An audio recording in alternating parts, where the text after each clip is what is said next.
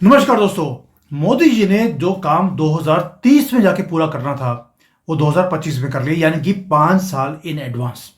अगर आपने मेरी पुरानी वीडियो देखी होगी, मैंने आपको बोला था कि आईएमएफ, वर्ल्ड बैंक ये बोल रहे हैं कि 2027 तक हम फोर्थ लार्जेस्ट इकोनॉमी बन जाएंगे।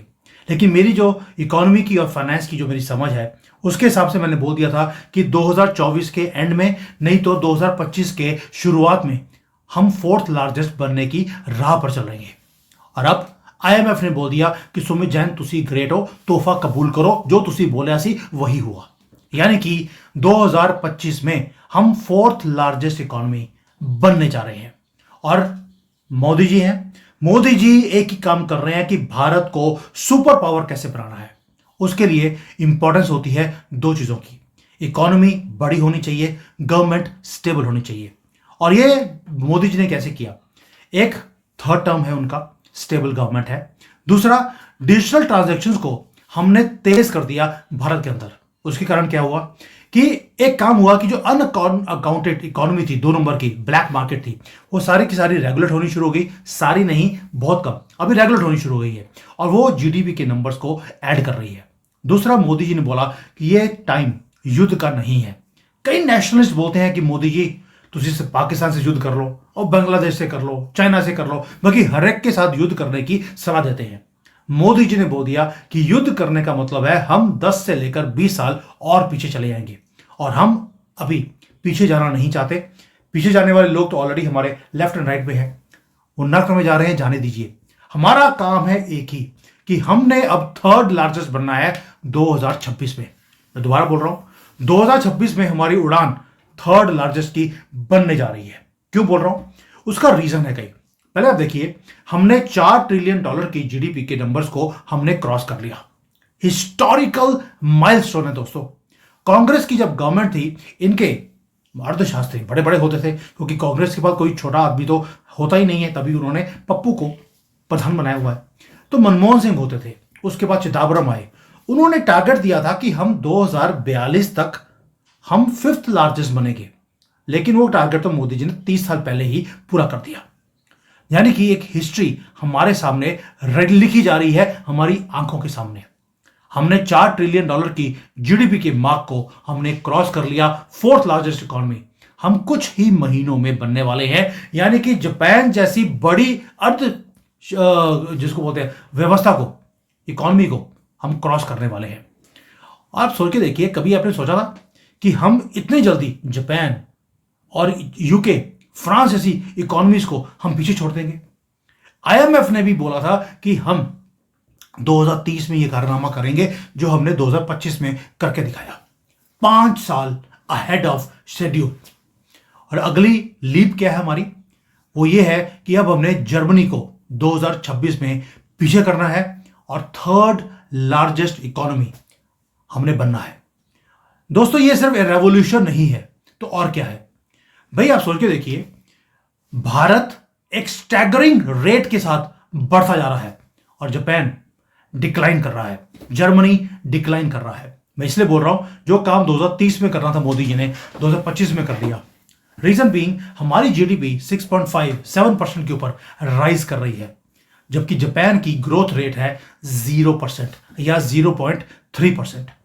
अगर हम नंबर्स देखें तो 2015 में इंडिया की इकोनॉमी थी 2 ट्रिलियन की और आज 4.2 ट्रिलियन है, यानी कि 105% का ग्रोथ है हमारा। यूएसए ने पिछले 10 सालों में 60% का ग्रोथ है, चाइना का 40 है, फ्रांस का 30 है, यूके का 20 है और जापान का 0 है। और हम स्टैगरिंग रेट पर, दुगनी रेट पर, रॉकेट की तरह हम आगे बढ़ते जा रहे हैं। दोस्तों, जापान हमारे से पीछे रह गया, अब जर्मनी भी हमारे से पीछे रहने वाला है। उसका रीजन है, ये कंट्रीज वो है जिन्होंने अपना डाउनफॉल खुद अपने हाथों से लिखा।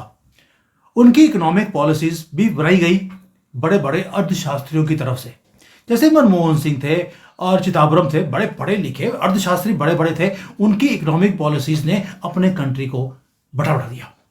जापान ने क्या किया? अपने इंटरेस्ट रेट्स को आर्टिफिशियली लो रखा ताकि उनकी जो करेंसी है वो डेप्रिशिएट करती रहे। लेकिन वीक येन का मतलब था उनकी इकोनॉमिक पावर खत्म हो गई और जो उनकी इंडस्ट्री थी, मैन्युफैक्चरिंग सेक्टर था, वो स्ट्रगल करते रहे ग्लोबल कंपटीशन के सामने। जबकि भारत ने बोल्ड स्ट्रेटेजिक पॉलिसीज बनाई। Record breaking foreign investments Bharat में आने शुरू हो गए और बूमिंग एक्सपोर्ट्स हैं, इकोसिस्टम हमारे पास है स्टार्टअप्स का। यानी कि अब हम एक एक कंट्री को हर साल हम ओवरटेक करते जा रहे हैं। अगले साल जर्मनी का नंबर आएगा। जर्मनी 4.9 ट्रिलियन डॉलर के ऊपर है। मैं एक बड़े दावे से बोल रहा हूं, अगले साल हम इसको भी क्रॉस कर देंगे। रीजन, हर साल हमारी इकोनॉमी में कम से कम 1 ट्रिलियन डॉलर बढ़ता जा रहा है।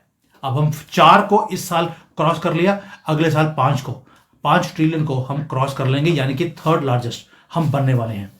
और ये चीज IMF भी कंफर्म कर रहा है कि अगले साल हम, हो सकता है हम जर्मनी को क्रॉस कर दें। हमारे सामने सिर्फ 2 ही कंट्री हुएंगी, पहले नंबर पे USA, दूसरे पे चाइना और तीसरे में भारत।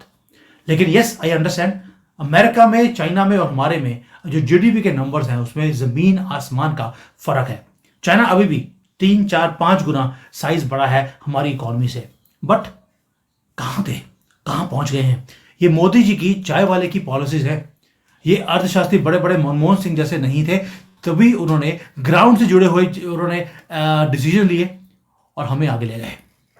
दोस्तों, कहां तो 2015 में फ्रांस हमारे से आगे था और आज हम फ्रांस को, यूके को हम पीछे छोड़ गए हैं। वो वहीं बैठे हैं जहां पे पहले थे, और हम कहां पहुंच गए हैं। यानी कि अनस्टॉपेबल राइज है भारत की, जो हम अपने सामने देख रहे हैं। अब इससे बाद अगला पड़ाव है 2030। 2030 में अप्रोक्सीमेटली 10 ट्रिलियन डॉलर की इकोनॉमी हमारे बनने की राह के ऊपर है। कोई और मेजर इकोनॉमी आज की डेट में हमारे सामने नहीं है जो 1 ट्रिलियन डॉलर अपनी GDP के अंदर जोड़ रहा हो हर साल। सिर्फ भारत है जो ये काम कर रहा है, और पूरा दुनिया, पूरा जो इकोनॉमिक सुपर पावर जो कंट्रीज होती हैं, वो सारी वॉच कर रही है भारत को। वेस्ट अब ऐसा एक सिचुएशन आ गया है, भारत को इग्नोर कर ही नहीं सकता। और चैलेंज जो चाइना हमें चैलेंज करता था, वो भी हमें चैलेंज करना उसने बंद कर दिया। वेस्ट हमें इग्नोर नहीं करता, उसका उदाहरण है ट्रंप। बड़े लोगों ने बोला कि 2 अप्रैल को ट्रंप हमारे ऊपर टैक्स लगाने वाला है, और मैंने वीडियो में बोला भी था कि ट्रंप हमारे साथ कुछ नहीं करेगा। उसने बोल भी दिया है कि मैं भारत को चाइना, मैक्सिको, कनाडा की तरह मैं ट्रीट नहीं करूंगा। They will be given a preferential treatment, यानी कि हमारे ऊपर वो टैक्स नहीं लगाने वाला है।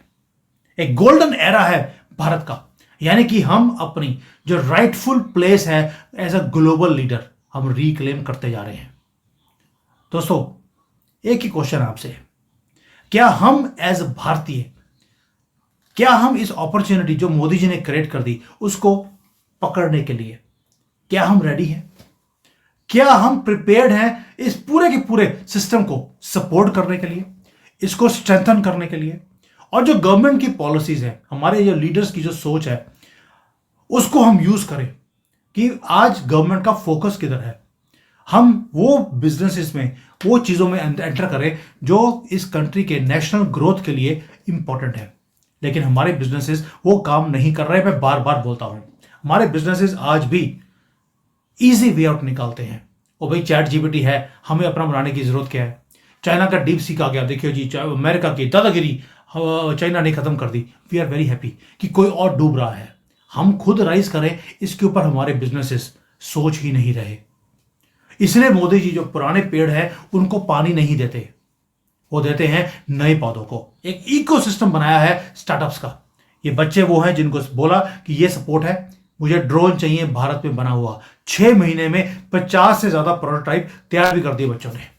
अब उन्होंने डायरेक्टली इन यूनिवर्सिटी के बच्चों से बात करनी शुरू कर दी। आज रॉकेट है, हम हर हफ्ते एक रॉकेट बना सकते हैं, जबकि जो पुरानी कंपनीज थी जैसे इसरो है, HAL है, वो काम ही नहीं करते, बहुत स्लो है। मैं ये नहीं कह रहा हूं काम नहीं करते, पर they are very very slow.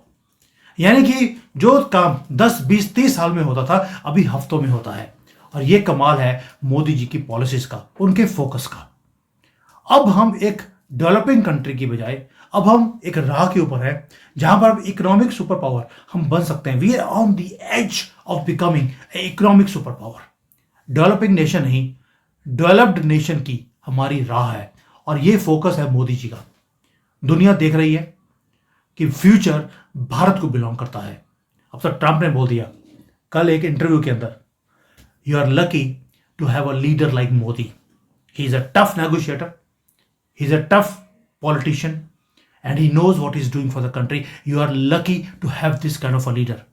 But हमारे यहाँ पर कुछ जमातें हैं जो बाहर से इलीगली आती हैं, उन्हें मोदी पसंद नहीं, सेकुलर हिंदू है, उन्हें कुछ दिखता ही नहीं है कि मोदी ने कुछ किया। और हम जो भारत से प्यार करते हैं, हमसे पूछ के देखिए आज जो हमें इज्जत मिलती है जब हम इंटरनेशनली ट्रैवल करते हैं। चाइना जैसा दुश्मन कंट्री हमें इज्जत से देखता है, उन्हें मालूम है कि अगर चाइना को बचा सकता है वो भारत है और भारतीय बिजनेसमैन है, इसीलिए हमें भी यहां पर रेड कार्पेट ट्रीटमेंट दिया जाता है। आज मैं खुद एक इवेंट में मुझे इनवाइट किया गया है बिकॉज आई एम अ भारतीय। वहां पर ना अमेरिकन को ना किसी यूरोपियंस को चीफ गेस्ट की तरफ बुलाया नहीं जाता, अब भारतीयों को बुलाया जाता है बिकॉज दे नो अगर इन्होंने बचना है तो हमारे कदमों में इनको आना पड़ेगा। और ये है काम जो मोदी जी ने करके दिखाया 5 years in advance. Thank you. जय सिया राम।